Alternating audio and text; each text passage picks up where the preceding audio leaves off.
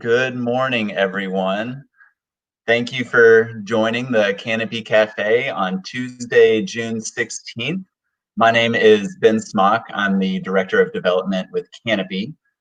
Canopy is the startup nonprofit organization growing Kentucky companies to positively impact people, our planet, and our future. And today we're hosting our Canopy Cafe with a very special guest, Deon Stokes. And we're excited to have the conversation with Deon, and we have been thrilled with all of the conversations we've had as part of the Canopy Cafe. We started doing this several months ago amid the global pandemic as a way to continue conversations in good business with our friends and partners and business leaders and nonprofit executives. And we so missed having those conversations in person that we decided to host the Canopy Cafes and have the conversations virtually. And recently, we are holding true to our efforts and we are dedicated to listening and responding to our community in support of racial justice and our Black communities, considering everything that we see in our community throughout our state, across the country and across the globe, and recognizing that the movement in support of racial justice is incredibly important right now. It always has been, and we have to take actionable, concrete steps to make progress. And so that's our intent today and moving forward is to listen and to really dedicate our work in support of racial justice. Before we go on with Deon, we have a new piece to the Canopy Cafe today. Our very own Alex Page, Canopy's certified program specialist, is going to come on and update us on some of the latest in the good business movement. So Alex, welcome. Hi. How are you this morning? I'm good. How are you, Ben? I'm doing just fine, Just working virtually, hosting the cafe, Always, yeah. Well, a couple of good business headlines for everyone. I'm sure everyone stays pretty up to date, but I just wanted to note a couple of things that have been especially important to Canopy lately. So the first one is that the Supreme Court made a landmark ruling yesterday where LGBTQ workers are now federally protected from discrimination. So before yesterday, only 21 states plus DC had statutes protecting workers from discrimination based on their gender identity. But now that it's federal law, employers are going to be charged for firing or discriminating against someone because of their gender identity, which should have happened a long time ago. The LGBTQ community makes up approximately like 1 million workers who identify as transgender, and 7.1 million lesbian, gay, and bisexual workers, according to UCLA's Williams Institute. So this is a really big deal, Ben. It's really awesome to hear that, the Supreme Court is actually taking a stand on this, on something that should have been done a long time ago. And it relates really well back to all of the federally protected identities that Canopy suggests. Well, you have to have your federally protected identities covered in your DE&I statement, but then there's also identities that are optional, even though this shouldn't be optional, but now that they're moving to the federally protected side, it's really awesome. That's great news. I'm so proud to know that and glad that it's finally happening. Yeah. So another big headline that we have is that corporate America, so the Business Roundtable that's made up of leading corporate America chief executives, announced on Friday that they plan to form a committee that's going to fight for racial justice. So this decision came out after millions of businesses released public statements demanding an end to systemic racism, all being spurred from the death of George Floyd in Minneapolis. So Walmart's chairman and chief executive Doug McMillon, who is also the chairman of the Business Roundtable, stated that Business Roundtable CEOs do not have all the answers, but they are committed to doing their part to listen, learn, and have their collective influence and scale to advance racial justice and equal opportunity for all Americans. So it's not been announced yet exactly what this committee is going to be doing to fight against racial injustice, but it's good that corporate America is taking a stance on this and fairly immediate action. Absolutely. Corporate America has such power and opportunity, and when those forces are aligned for good, it can accomplish some amazing things. So I'm really glad to see the Business Roundtable stepping up in that regard, and look forward to hearing more. Yeah, definitely. So what the? Go ahead. Oh, go ahead.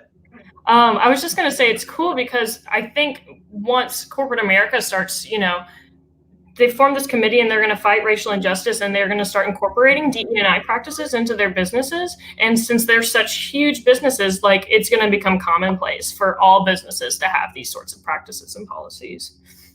Absolutely. Yeah. Leading the charge. And that's so important. And I think that really is a nod to what we're hoping to accomplish with the 27 campaign. And I'll go over that in more detail later as a call to action, but really, empowering business to be a force for good and a force for change, and being a model for other organizations and people to understand how we can take concrete, actionable steps in support of racial justice.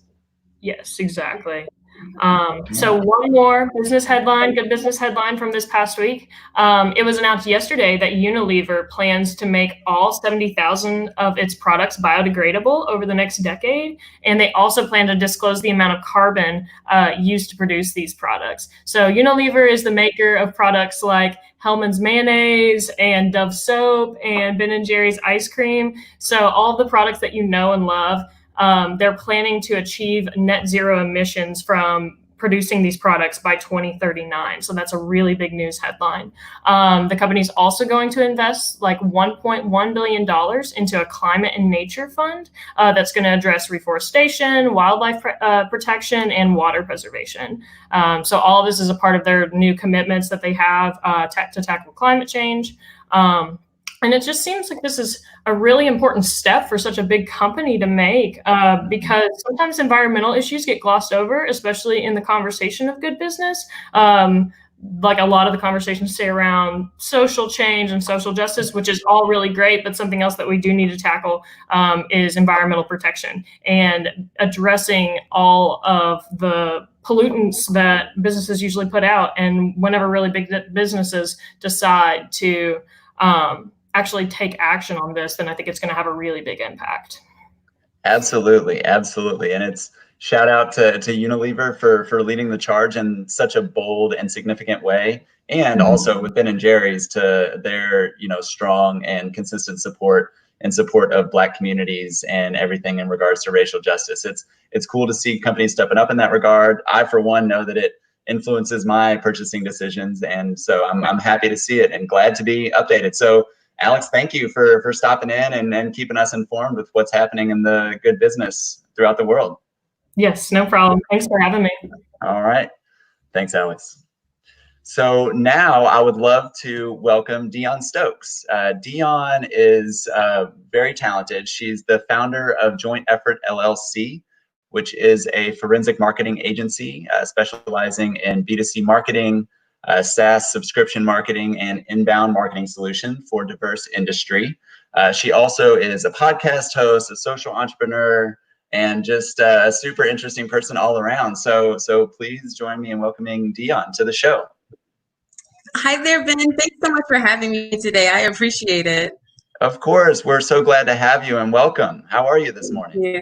I'm fantastic. We talked yesterday briefly about having a bad relationship with time. And I took some very intentional time today to really meditate and to just get in nature. It's such a beautiful weather we're having. So I have all good vibes. I'm really happy to be here with you guys today.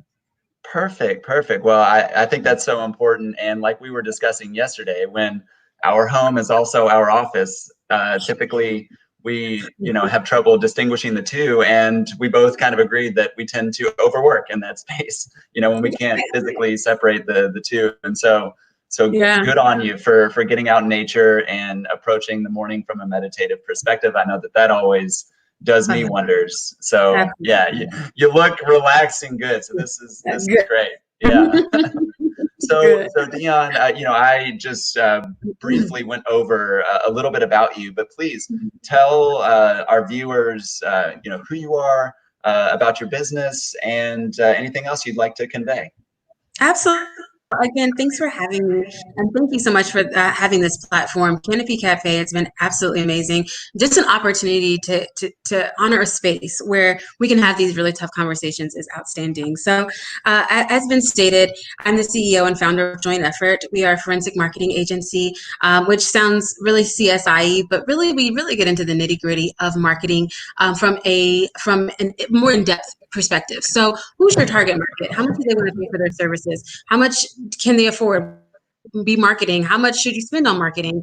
All of those things. What colors resonate with your buyer persona? And then after we've identified that, we really take a really deep dive into actually providing those services and solutions, specifically for startups, small businesses, nonprofits, and restaurants.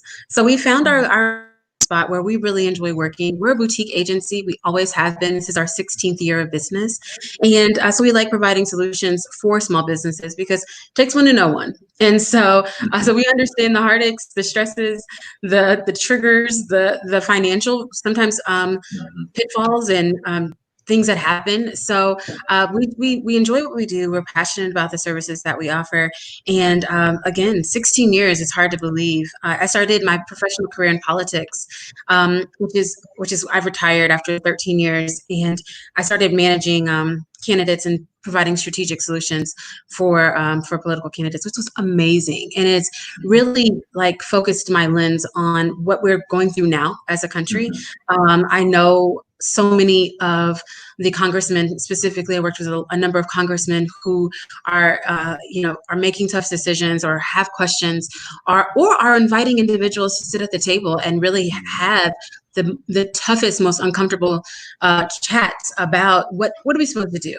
You know what I mean? Like, we haven't been doing it before. We see the importance of it now. Like, kudos. Right. I loved Alex's news reports on like the companies that are saying we don't have the answers. We're going to have this roundtable discussions. Right. And I'm appreciative of them, pulling a chair up and offering individuals into that conversation. I hate that it took this for us to realize that we needed to get there. I had this vision of where we were going to be in 2020, and we're all in 2 months we got there. So if we had to sprint there, it's okay. But now that we're there, we're cramming for a really tough exam, and we're trying to learn so much in such a short period of time. So I, again, honor the space of Canopy Cafe for saying, hey, you guys log in, let's have these conversations. Let's be able to learn as much as we can, because we are in a cram session. We have got to figure it out, and we don't want to get it wrong to blunder this opportunity that's before us. Absolutely. All of that, well said, Deon, and a lot to unpack there. And I appreciate your kind words about the cafe. And you're right. It is uncomfortable, it is awkward, but it's overwhelmingly important to just have these conversations and to just continue the understanding that this needs to happen in perpetuity, right?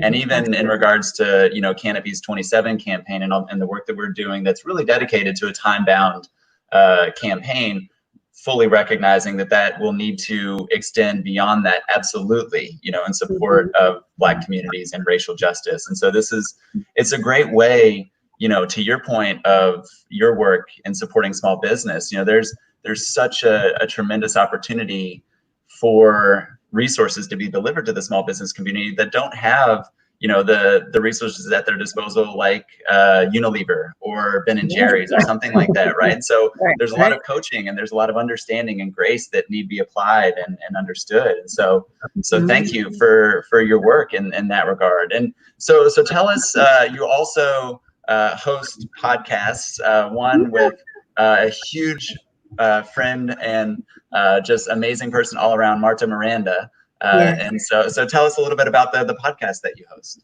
Absolutely. I'm the host of 2 podcasts. I don't know, I got into this space and really really enjoyed it, I guess. So one, like as you stated, Ben, is Leading in Color. Marta and I met in kind of a cosmic collision of an opportunity, and I saw her across the room and was like, I have to know her, and not just for a little while, I have to know her forever. And we she is definitely a mentor of mine. And we had the opportunity to say like, hey, let's have a podcast about these conversations that we're having over coffee or lunch. Other people need to hear this because we have definitely a different perspective as a Cuban American and myself as a Black woman, but we have such similar experiences. And we created a space where we talk about those experiences. What does it mean to be a leader of color, and how hard is it? How hard is it to be called girls across the table in a board meeting, where you were invited, or or dismissed because either I thought you were a male when I walked in because your name is Deon, or I thought you were white for whatever reason.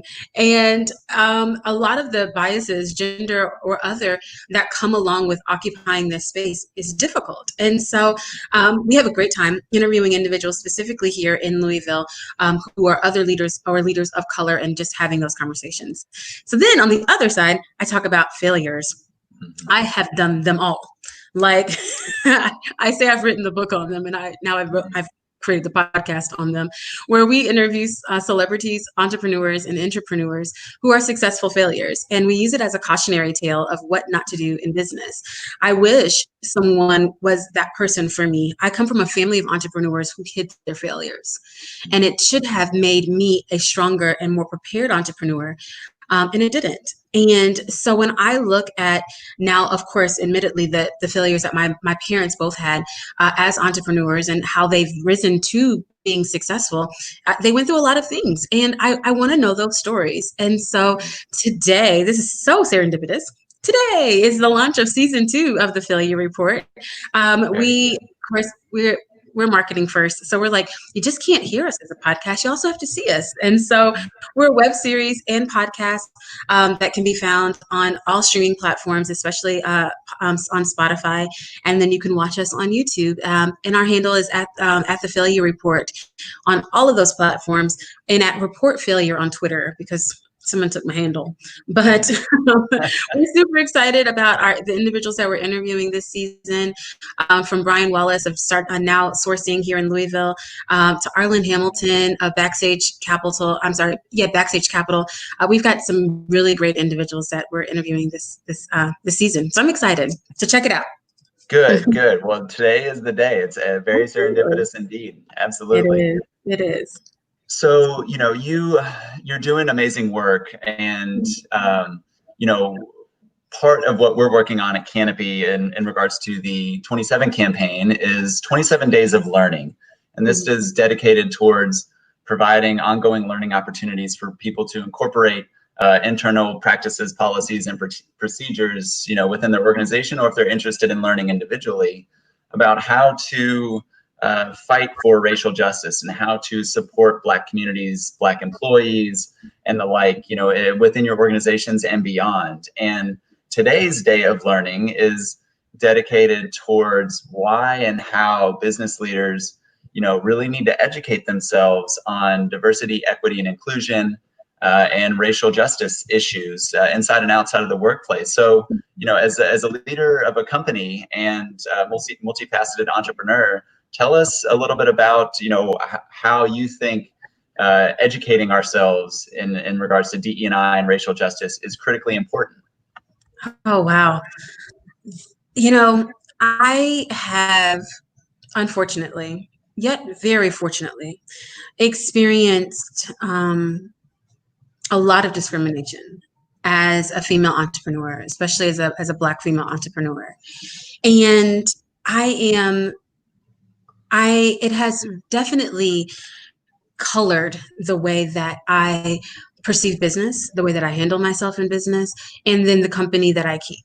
And I am so thrilled. I mean, there's no words. Thrilled, excited, ecstatic about the we're in, because individuals are actually seeing like the way that we've been doing it, the prejudice that we've had, or the idea of like, well, nobody wants to be the token person, so let's just keep it all white so that we're not saying, oh, we have this one Black person at the table. I feel like everyone is saying, you know what, that idea is wrong. And we need that one Black person at the table, or we need actually a few Black people at this table. And, you know, this week, or even over the past 2 weeks, it's been interesting because I've been tapped to be on a number of boards and committees, and it's been humbling because I see so many companies that are saying we got it wrong. You know, there was a time I was on the UNCF, the United Negro College Fund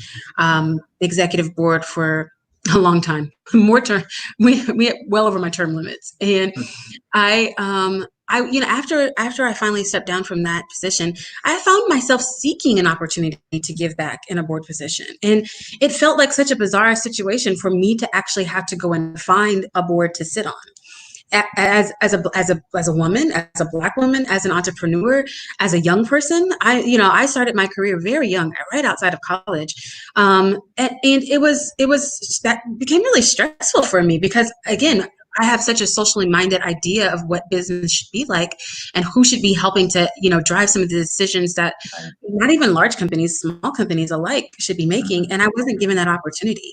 And so I am humbled at the fact that we're in the moment where companies are seeing that they got it wrong, that they want to actually engage individuals so that they cannot get it wrong later. You know what I mean? Right. Putting out these statements now and saying, oh, you know, we stand with Black people, and we're highlighting all of our Black authors on our website and all of our Black movies on Netflix and all of our Black products on Amazon, which is great, you know, but there are some really disturbing things, like we're going to not lock up our Black products in grocery stores, and Band-Aid is now going to have a brown skin colored Band-Aid, you know, like, wow, guys, like we needed all of these things to happen in order for us to get to a Band-Aid. Yeah. Like but again, we're here. And right after, I don't ever want to come out of a space where I'm not shocked that it happens, because the moment that I stop being shocked that it happens is the moment I fear that I will be slapped by the time that, you know, when it happens again. But I am grateful for the moment to say that we're going to do better. We're going to say the things, we're going to try, we're going to invite you in. And I'm thankful. It got to the point where I did have to start turning down some board position opportunities. And I actually have to say, in full honesty, I was actually starting to get offended. You know, 1 was fine, 2 was okay, 3 and 4 were starting to be like, I feel like I'm starting to feel a little, I don't know what the emotion was. It was used. It was like, oh, she's that one, you know, let's grab her. You know what I mean? And that's not a good feeling or position to be in. And again, it's just like, I hate to say, like, you end up losing, but we're cramming for a test, you know, that we should have been better prepared for, you know, at this point. Yeah, you're so right. Cramming for the test, and not to also suggest that the test is the stopping point, the finish line in any way, shape, or form, right? And there's a lot to be said about, you know, the initial acknowledgement that has to happen, and just owning the fact that we have not gotten it right, and that's it's okay and it's not okay.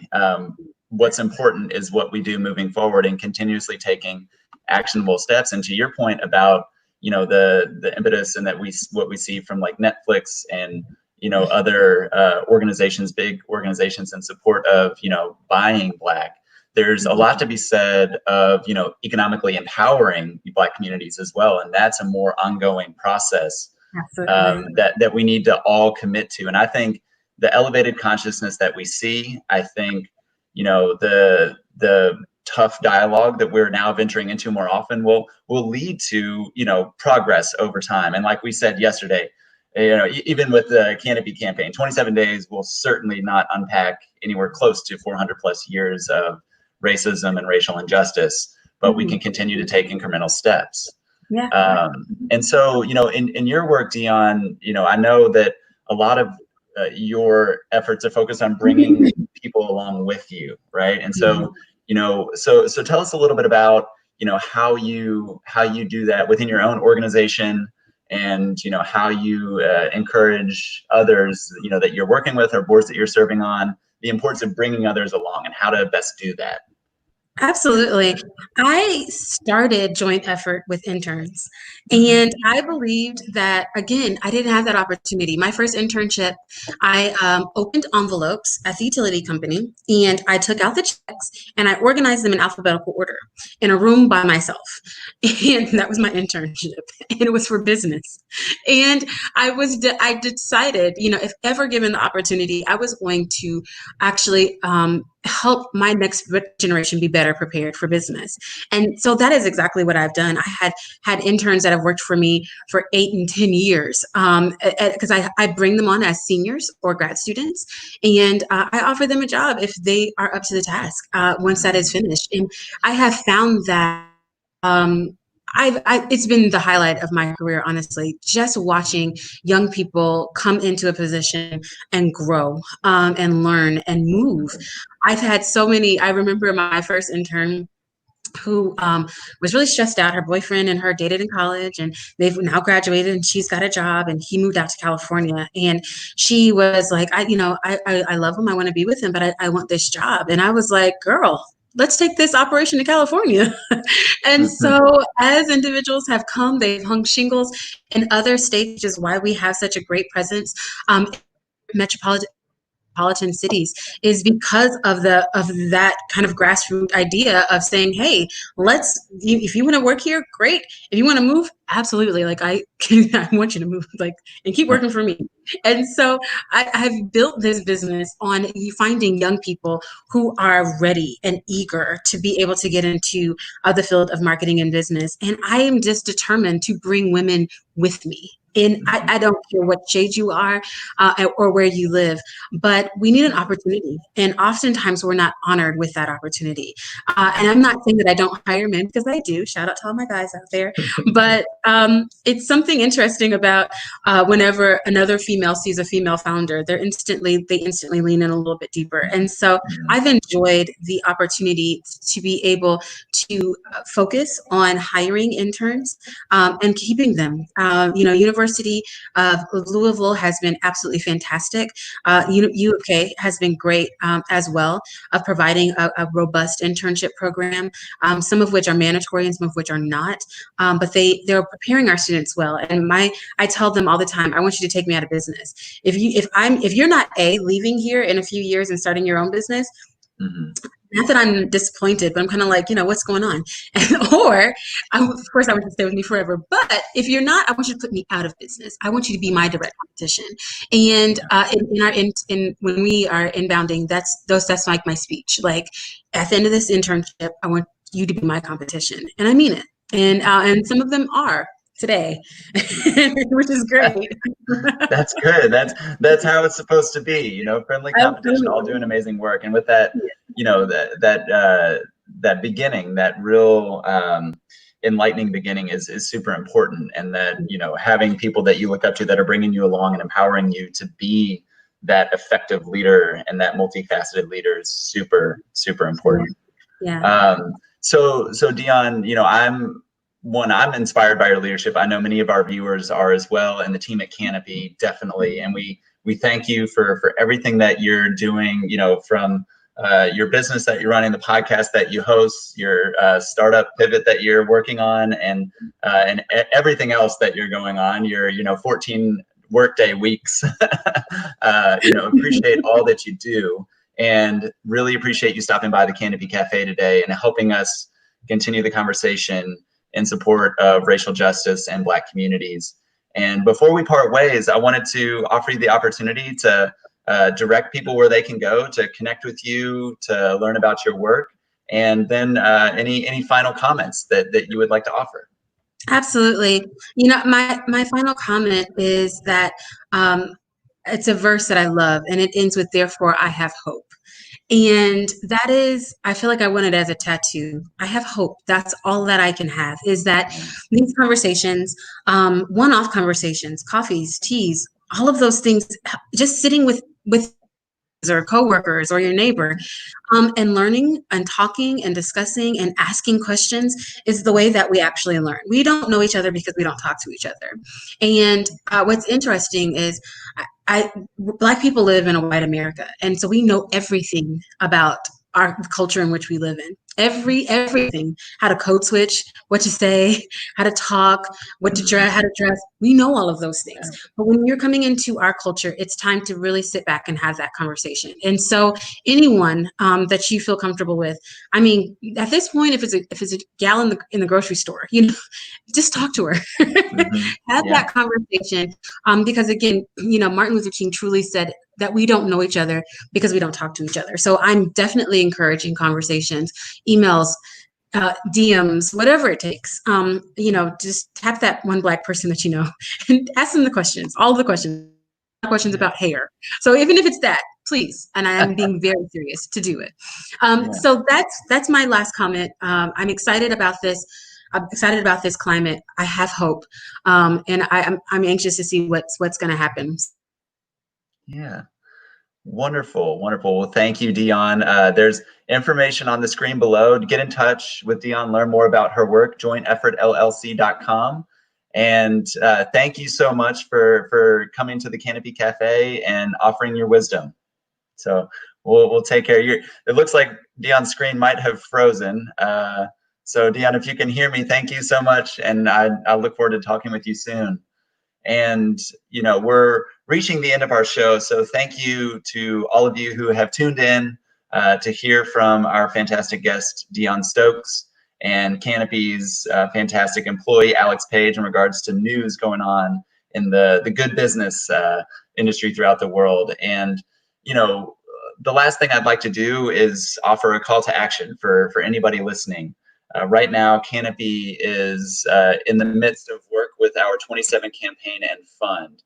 And essentially, the 27 campaign is dedicated towards recruiting companies to take multiple steps in support of racial justice by acknowledging that racism is a problem and making a public statement, committing to examining internal policies and procedures in order to make a more fair and equitable culture, and to donate a minimum of $1,000 to the 27 Fund, which will support Black-owned businesses in Kentucky.